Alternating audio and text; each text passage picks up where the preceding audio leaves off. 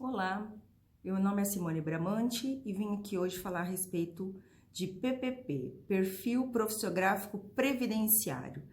O PPP é um documento elaborado pela empresa, onde ali vão constar informações a respeito do ambiente de trabalho, sobre os riscos ambientais, sobre o KNAI que o empregado, a função do empregado se enquadra, sobre a descrição da atividade do empregado. Ali vão conter os riscos a qual o empregado é submetido, como, por exemplo, qual decibéis do ruído, qual o grau, por exemplo, de frio ou de calor, se esse trabalhador tinha contato com agentes químicos, como o setor de pintura, um setor de caldeiraria, ou se ele tinha um ambiente de trabalho em condições biológicas, por exemplo, os funcionários que trabalham em um hospital, em uma clínica ou em um laboratório, ou até ergonomia, ali as condições ergonômicas que o funcionário trabalha, as condições de trabalho ali, são todas descritas neste PPP.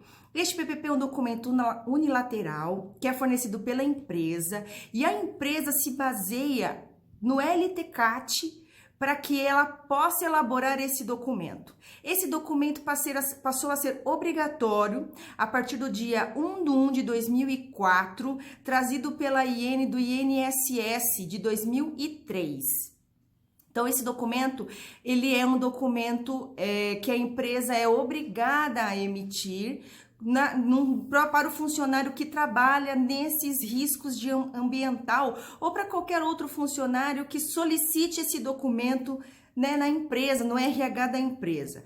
E esse documento pode servir de base para a gente numa ação trabalhista, por exemplo, na descrição da função que o funcionário exercia. Nós possamos linkar essa descrição de função no NTEP do empregado, da função dele, que é as normas técnicas, e vamos poder linkar isso com o KNAI.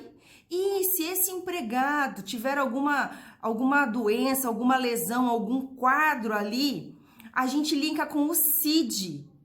E aí a gente linkando o NTEP com o KNAI e com o CID, pode ser que nós consigamos provar o nexo causal da enfermidade que esse funcionário adquiriu durante as suas funções laborativas na empresa a qual ele estava ali filiado.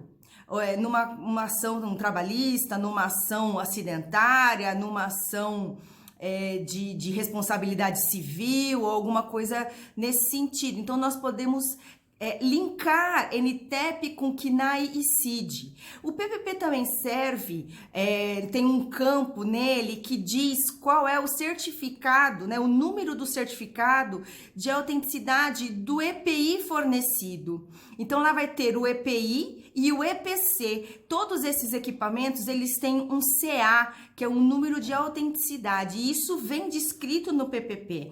E através desse código, desse CA, nós podemos também buscar isso, tudo via internet, nesses sites de buscas, nós conseguimos todas essas informações e aí nós podemos linkar para saber se esse equipamento fornecido, se esse CA que está ali descrito, que é trazido, fornecido esse dado pela empresa no PPP elaborado por ela, se esse CA realmente é eficaz, como está dizendo lá, ou não é eficaz. Por exemplo, eu já peguei casos onde no PPP tinha o CA de luva, só que o funcionário, na função que ele exercia, ele precisava de máscara e não de luva. Então, esse CA, ele não condiz com a realidade. Não é um certificado de autenticidade de um equipamento...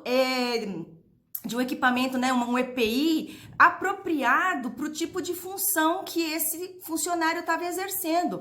Então, se nós tivermos essas informações e nós podemos destrinchar esse PPP, isso vai ser de grande ajuda nas nossas ações trabalhistas, nas ações onde nós temos essas informações, nós podemos rebater essas informações ali, ou dando essas informações para o perito, ou pedindo para que a empresa esclareça esse tipo de informação, para que a empresa venha com outros documentos para que comprove, o porquê que ela fornecia um exemplo luva, quando no caso o funcionário precisaria de um equipamento de proteção de máscara.